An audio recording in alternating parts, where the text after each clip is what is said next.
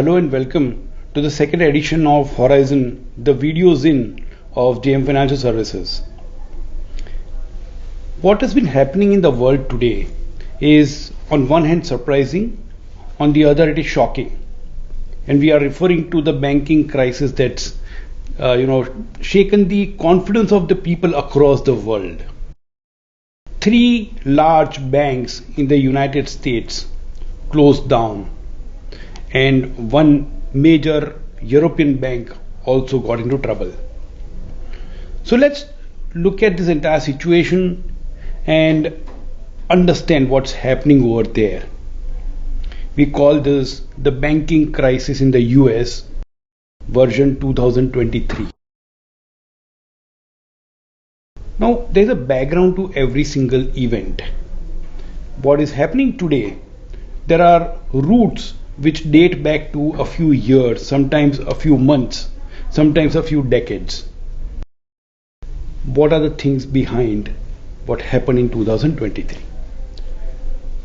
But before that, let's look at some data points. And these are some very interesting data points that we picked up from the website of Federal Deposit Insurance Corporation of the United States. This corporation insures the deposits that depositors have with the banks, and to that extent the data is extremely important and critical. One of the pages on that site gives a list of bank failures in the United States in the last 23 years, starting with the year 2001 till now.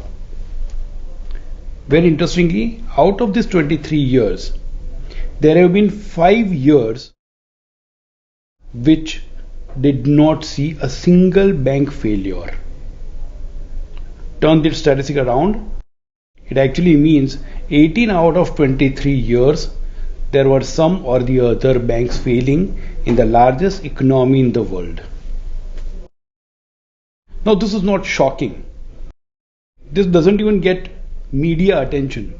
This doesn't even get media bites until there is a major bank involved, until there is a major crisis involved.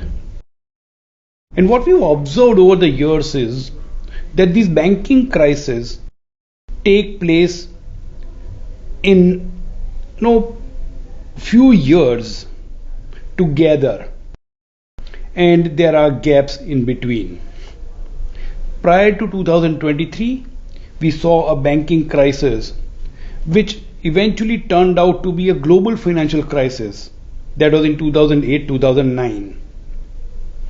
Before that, another banking crisis took place in the United States in the early 1980s. It is also popularly known as the savings and loan crisis. And prior to that, the crisis that took place was part of the Great Depression of the 1920s and 30s. So it happens in sort of groups, and there could be long gaps between these major crises.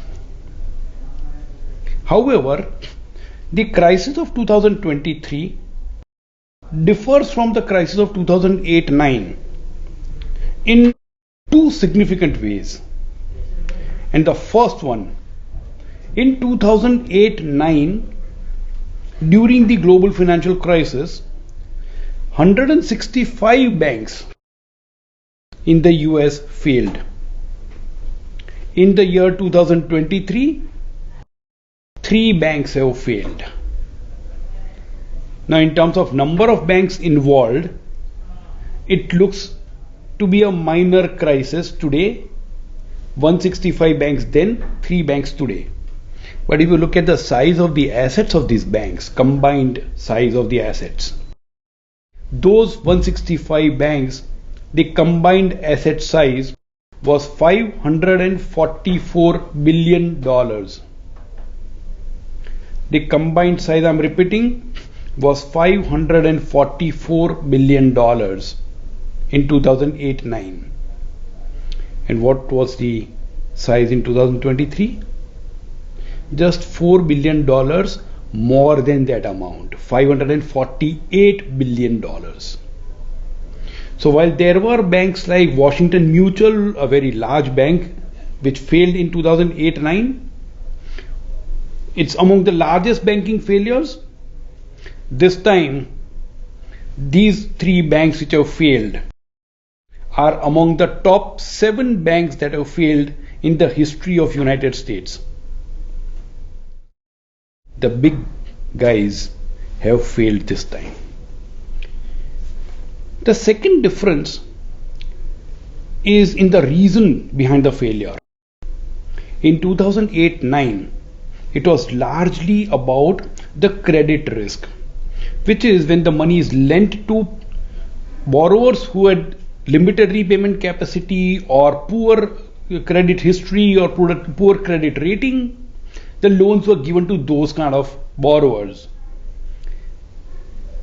The fear of the money not coming back was one of the major reasons why the economy collapsed. In 2023, the credit quality was not a problem. The problem was the interest rate cycle turned.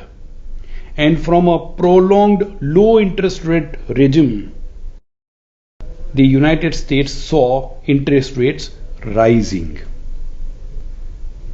Now let's go back to what was the reason behind this.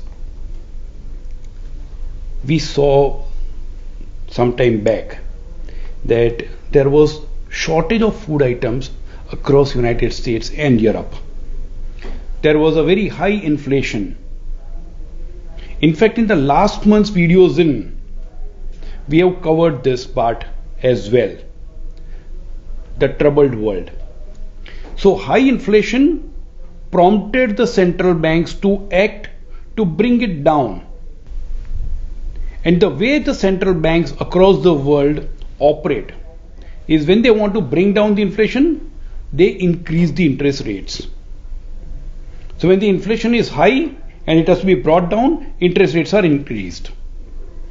So what happens in such cases is the securities or debt papers, debentures, bonds, etc. that a bank is holding, those were issued when the interest rates were low.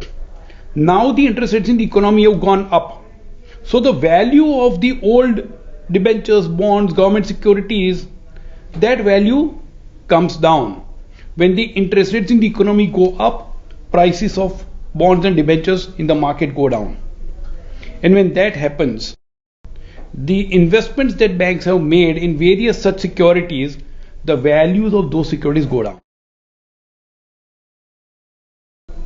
The rise in interest rate also combined with the central banks pulling out liquidity from the market, and that pulling out of liquidity meant that some of the papers that the banks wanted to sell were not easily sellable.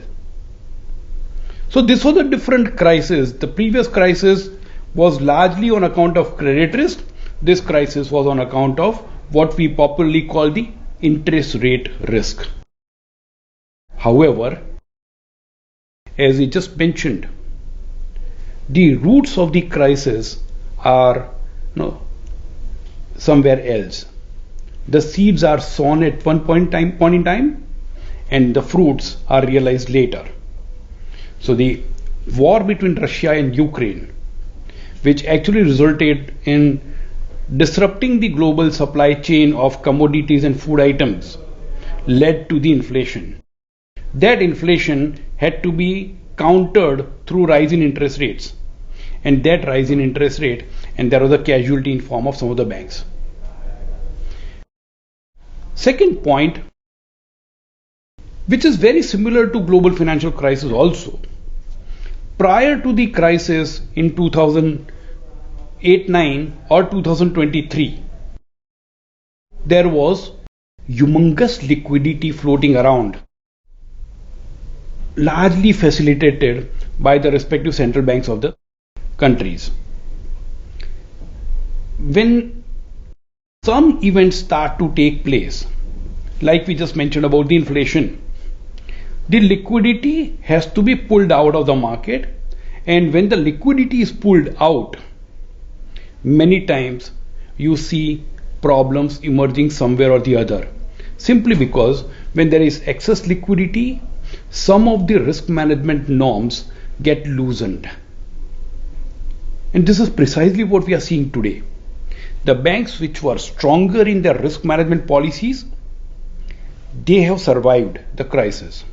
The banks who were not so strong, well, we've seen the result. What should an investor do in such a case?